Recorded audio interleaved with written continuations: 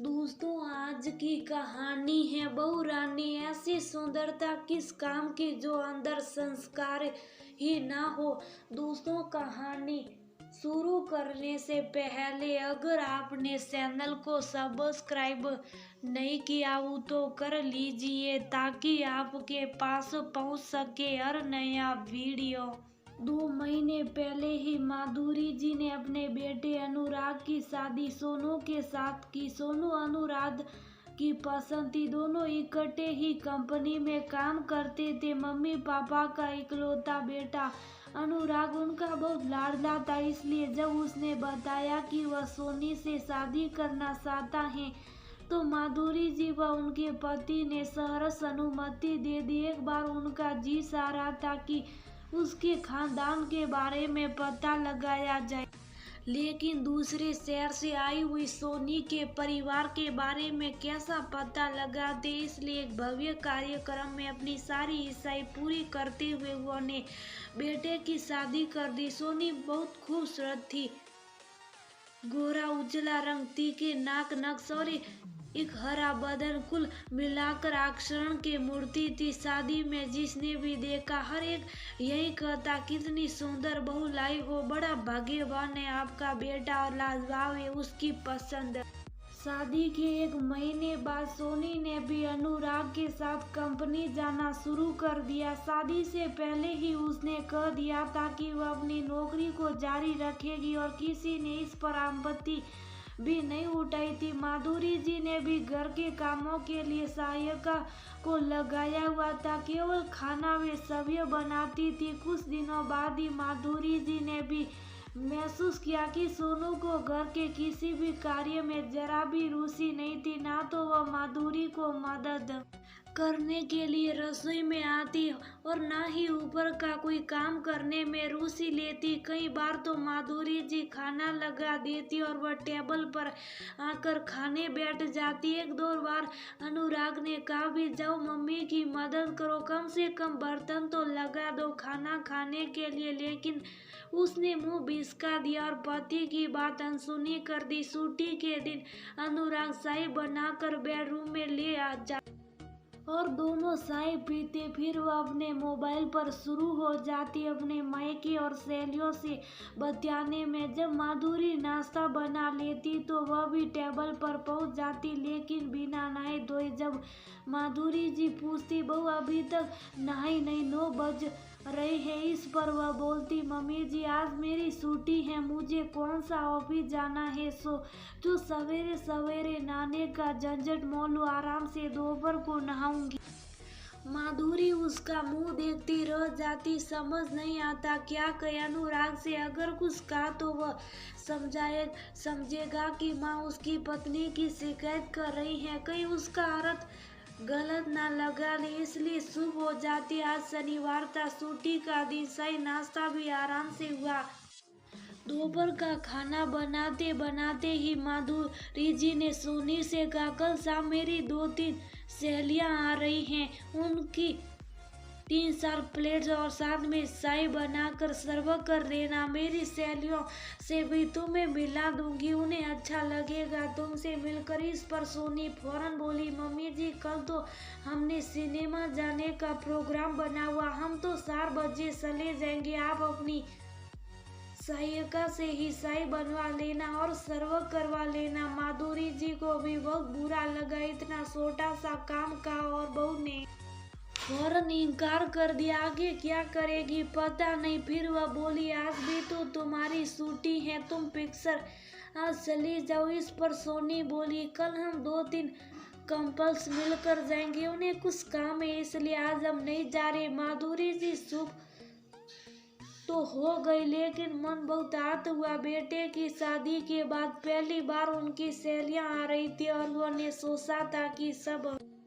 को बहू से मिलवाऊंगी। शादी में तो ठीक तरह से मिलाना भी नहीं हो पाता, लेकिन बहू तो अपना ही प्रोग्राम बनाकर बैठी है और उनकी इच्छा को जरा भी तवज्जो नहीं दे रही। कुछ दिन बाद ही माधुरी ने देखा सोनी घर की सहायिका को बुरी तरह डांट रही है।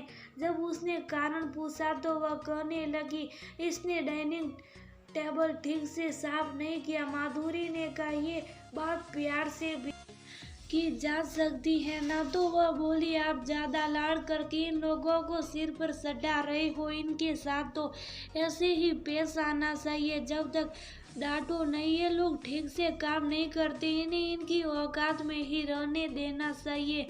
माधुरी हैरान रह गई। उसकी इतनी छोटी सोच पर उन्होंने तो कभी किसी काम वाली बाई को नहीं डांटा था, और सभी बहुत अच्छा काम करती थी। आखिर वे भी तो इंसान हैं। धीरे धीरे माधुरी को भी एहसास होने लगा कि सोनी को अपनी सुंदरता पर बहुत घमंड है।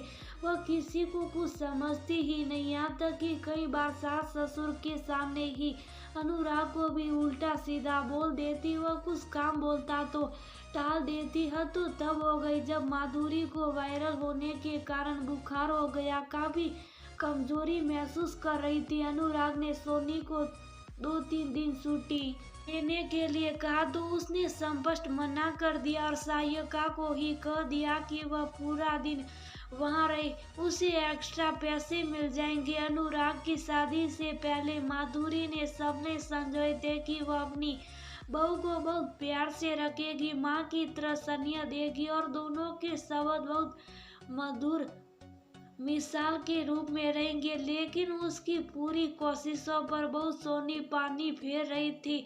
उसे समझ आ गया था कि उसकी बहू के संस्कार ठीक नहीं है। शायद मायके का माहौल ऐसा ही होगा, तभी इस पर वही प्रभाव है। अब माधुरी जी भी क्या। एक दिन माधुरी की कुछ सहेलियां आई। वे सब हंसी मजाक गपशप कर रही थी। तभी अनुराग और सोनी ऑफिस से घर लौटे। अनुराग ने सब आंटियों के शरण स्पर्श किए, लेकिन सोनी सबको हाय आंटी कहकर अंदर चली गई। सभी हैरानी से एक दूसरे का मुंह देखने लगी। शाही नाश्ता तो सबका हो ही चुका था। बस कुछ देर बैठकर गपशप कर रही थी। तभी एक सहेली बोली, माधुरी तुम्हारी बहू कितनी सुंदर है, सचमुच बड़े भाग्यवान हो तुम लोग जो ऐसी बहू मिली। दूसरी सहेलियों ने भी जब यही कहा तो माधुरी का चेहरा उतर गया कुछ हैरानी से। एक ने कहा, क्या बात है, तुम खुश नहीं लग रही। इस पर माधुरी बोली, क्या बताओ, मेरा अनुभव तो यही कहता है, बेशक बहू सुंदर ना हो लेकिन संस्कारवान हो। सुंदरता अच्छी जरूर लगती है, लेकिन वह सुंदरता भी किस काम की जहाँ व्यक्ति के अंदर भावना संवेदना न हो, दूसरों के प्रति आदर मान, कोई संस्कार न हो, व्यवहार कुशलता न हो। क्या महत्व है ऐसी सुंदरता का।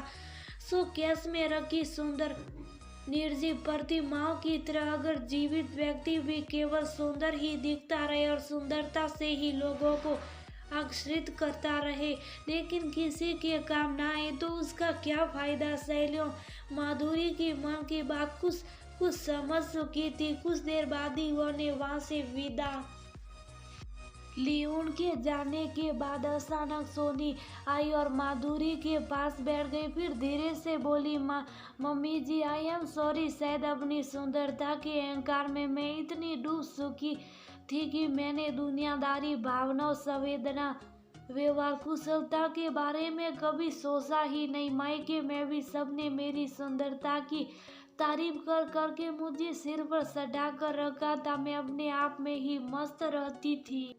दूसरों के प्रति भी मेरे कुछ फर्ज कर्तव्य हैं, इस बारे में मुझे कुछ लेना देना नहीं होता था।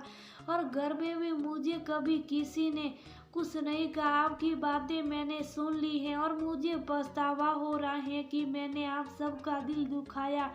आपने इस बारे में मुझे कभी टोका भी नहीं, तो मुझे एहसास नहीं हुआ कि मैं कुछ गलत कार्य कर रही हूँ।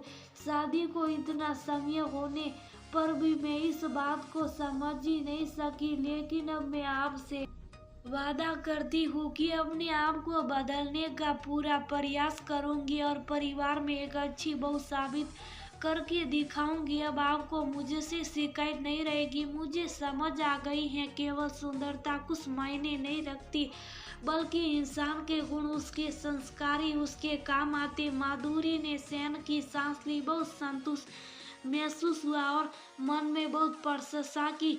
समय रहने उनकी बहू कुछ समझ आ गई और वो ने भी उसे कुछ बुरा भला कहकर सबद बिगड़ने से बचा लिए। सोनी के सिर पर हाथ फेरकर वो ने बस इतना ही कहा, बस अब मेरी चिंता दूर हो गई। आज मैं बहुत खुश हूँ, अब तन से ही नहीं मन से भी सुंदर है मेरी